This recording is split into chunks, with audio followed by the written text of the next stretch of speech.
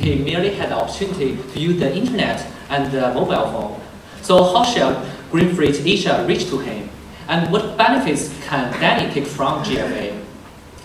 More important, Danny is not the only factor that will contribute to build up a green supply chain.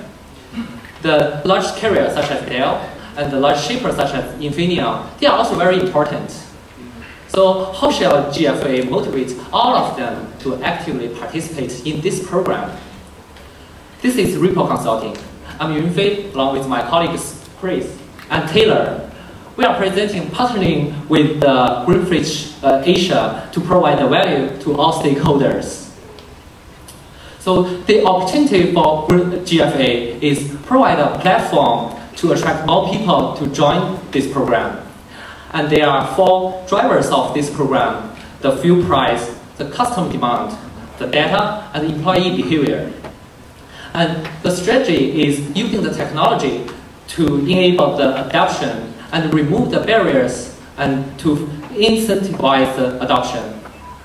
And our tactics are using the GFA label and the Green Guide technology to help the carriers to realize the real gas saving and also add the value to all stakeholders through our profit sharing business model.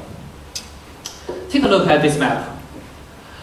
So the logistic market of Southeast Asia is over $4 trillion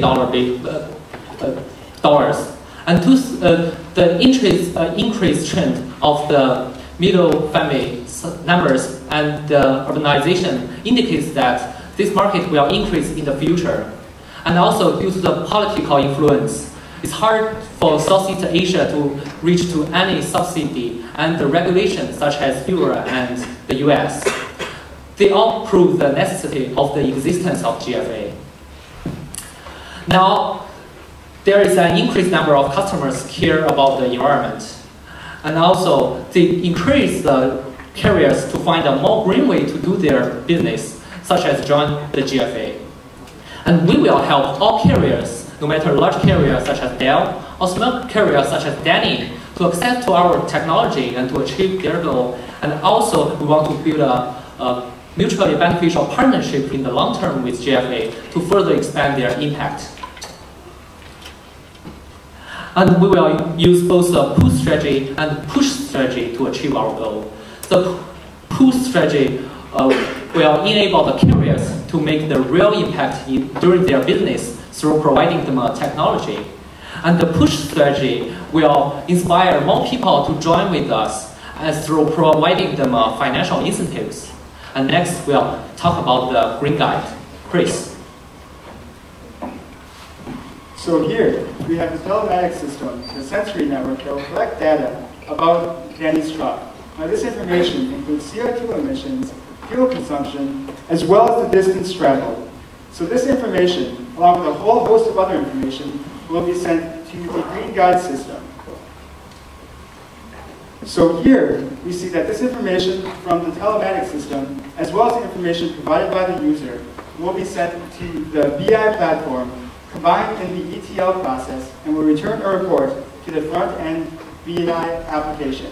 Now this Green Guide application has a few different platforms. It comes in both a mobile platform, as well as a desktop internet-enabled platform.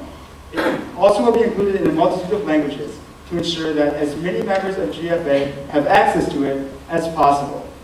Additionally, this system provides a whole host of functionality, including sending information to the BI platform, receiving reports from the BI platform, seeing the current green leaf status, as well as viewing free online videos provided by ourselves, as well as other members of the GFA community.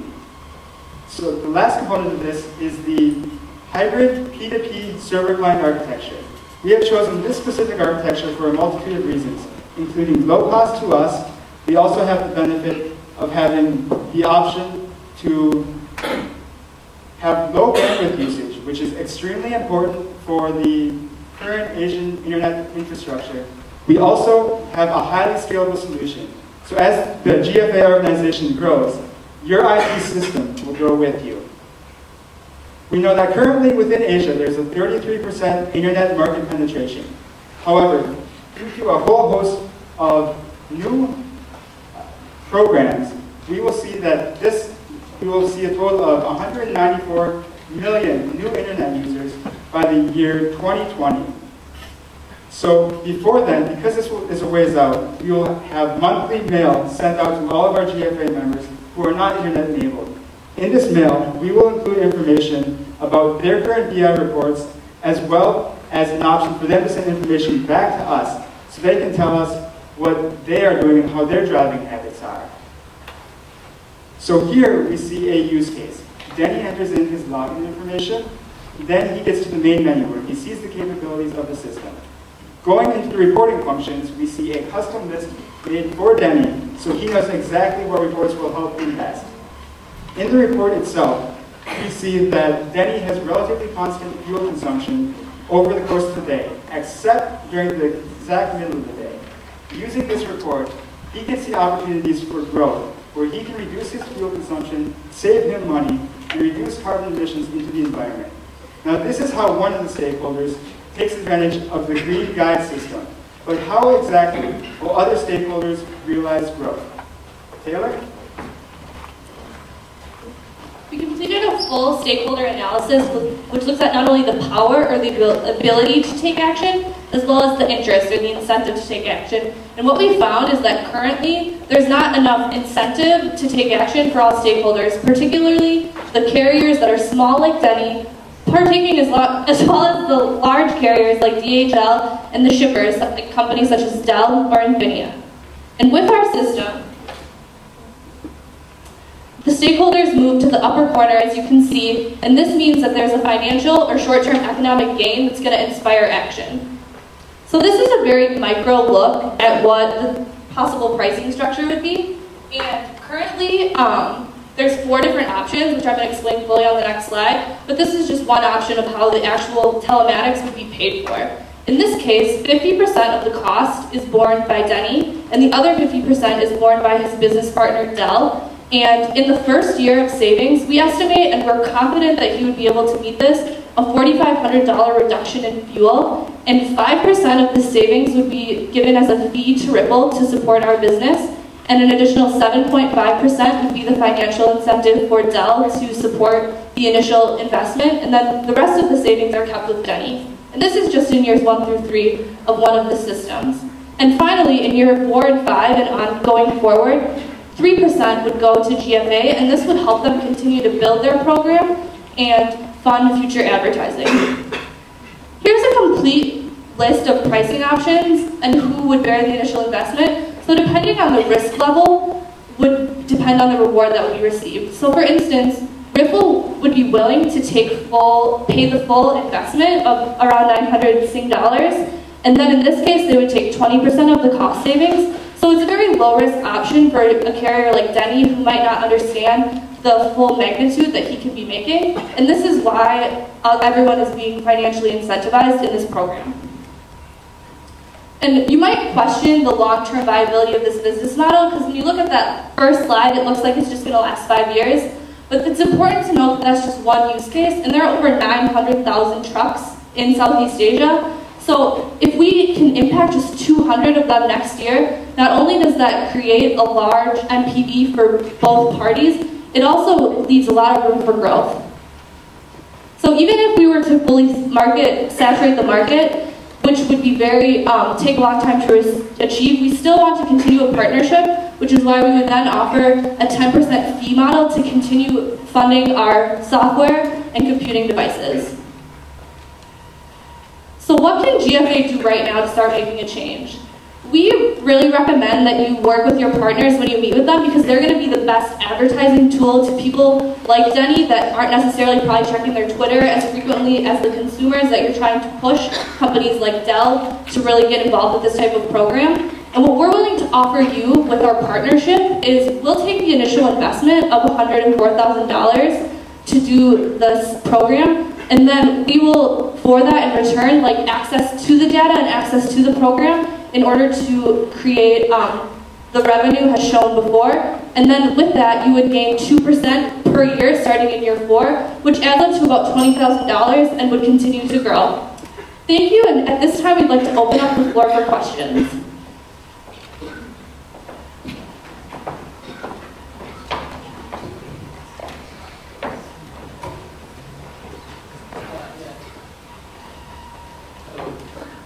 Part of your solution is making use of the telematics system. And in that case, your example was in Indonesia. In Asia Pacific, and a telematics system is the compatibility with OEMs or with the models of the vehicles is very limited. It could only be Euro 5, at least Euro 4 standards. And most of the markets here in Asia Pacific still using Euro 2, Euro 3. You can only find Euro 4, Euro 5 in Singapore or in developed countries. So how are we going to address that, to make that your solution work in these countries with still very with less developed infrastructure or models for vehicles? So currently, we see that there are a lot of different options for cellular reception of the most basic level, which is necessary for these systems, these telematic systems to function. However, we also know that there are many different vendors out there that would have the option of installing these systems on virtually any vehicle.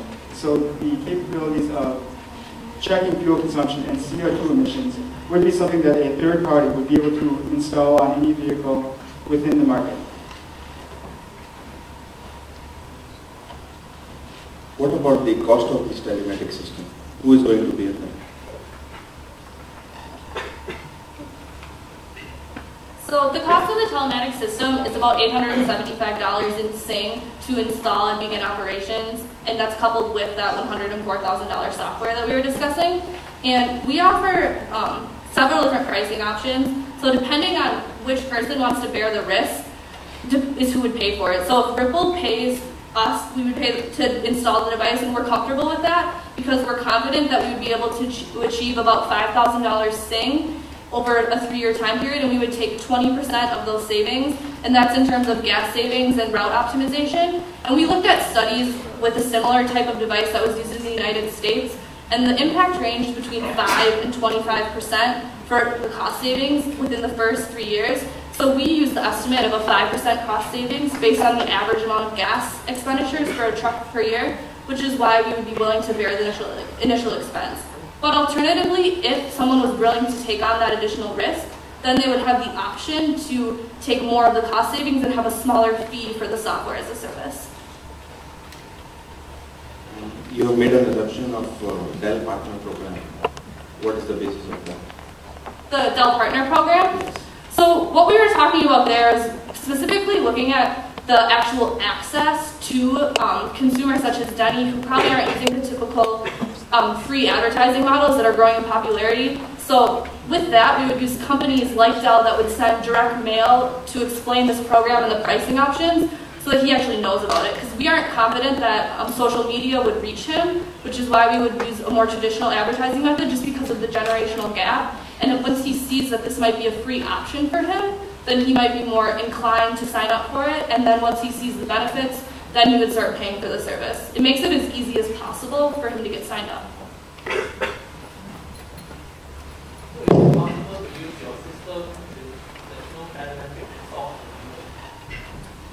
The telemetrics is a really important way to do the cost savings, but from a really basic level, we want to meet the requirements, which is step 1 of the GFA program, which means that people get signed up, so they enter their initial data, how many trucks they have, how many employees they have, and how much they drive each year. So that's the level 1 for the Greenleaf. If they want to be able to move to level 3 or 4, they would need to participate in the telematics program, because that way they would be making a commitment to a full reduction in the amount of fuel that they are currently using, and that would ultimately reduce their green impact. I was wondering about the implementation plan and the timing for this, because I can foresee if this program insists on telematics, then this could also have an impact on the time plan, right? Yeah. I was just wondering what your thoughts are around this. Around like the time between the telematics and... Right, if you would start the program tomorrow, Yep. in terms of how to roll out these telematics, what's your estimate on this? So the telematics we think would start in the beginning of 2015, but you could get a really basic database collection model, which is the first step to getting people signed up for the program. And what we propose is an agile methodology, so as the requirements change, we're able to update the functionality. So we want to start really simple so we can get people on board, and then as time goes on, we would do the telematics, which we propose could be implemented by the end of 2014, and people could start using it in 2015. And until then, we would get people signed up and get their data, whether that be through a computer or a cell phone if they have access to that, or just through a mailing piece of paper, in which case we would have to use a data entry service.